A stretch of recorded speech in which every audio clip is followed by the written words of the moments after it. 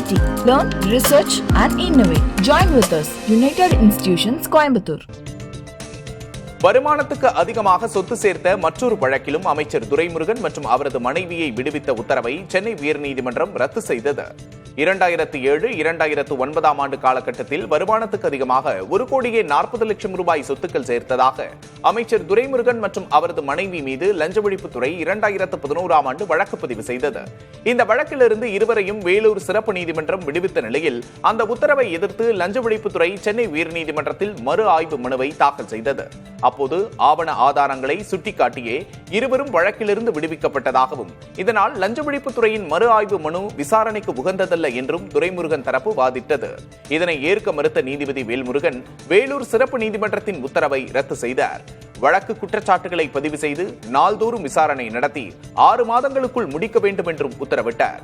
முன்னதாக 1996-2001 பொதுப்பணித்துறை அமைச்சராக துரைமுருகன் இருந்தபோது 3,92,00,000 ரூபாய் சொத்து சேர்த்த வழக்கிலும் அவரை விடுவித்த உத்தரவை உயர்நீதிமன்றம் நேற்று ரத்து செய்தது குறிப்பிடத்தக்கது.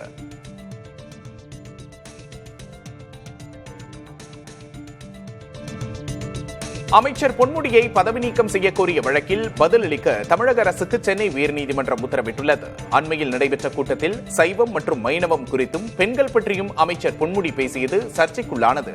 இதனையடுத்து அவர் கட்சி பொறுப்பிலிருந்து நீக்கப்பட்டார். தொடர்ந்து பொன்முடியை அமைச்சர் பதவியிலிருந்து நீக்க கோரி ஜெகநாத் என்பவர் உயர்நீதிமன்றத்தில் மனு தாக்கல் செய்தார். இந்த விசாரணையின் போது ஆஜரான தமிழக அரசின் தலைமை வழக்கறிஞர் மனுதாரர் தாக்கல் செய்திருக்கும் கூடுதல் மனுவில் முதல்வர் குறித்து அவதூறு கருத்துக்களை தெரிவித்துள்ளதாகவும் வழக்குக்கு தொடர்பில்லாதது என்பதால் அதனை நீக்க வேண்டும் என்றும் வலியுறுத்தினார். இதனையடுத்து அரசு தலைமை வழக்கறிஞர் சுட்டிக்காட்டிய பகுதிகளை நீக்கும்படி மனுதாரருக்கு நீதிமன்றம் உத்தரவிட்டது. அதே சமயம் வழக்கு தொடர்பாக பதிலளிக்கும்படி தமிழக அரசுக்கு உத்தரவிட்டு விசாரணையை ஜூன் 19ஆம் தேதிக்கு ஒத்திவைத்தது.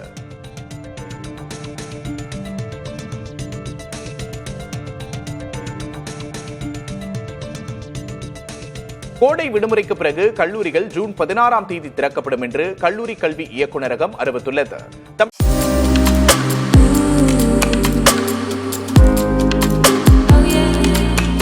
UIT.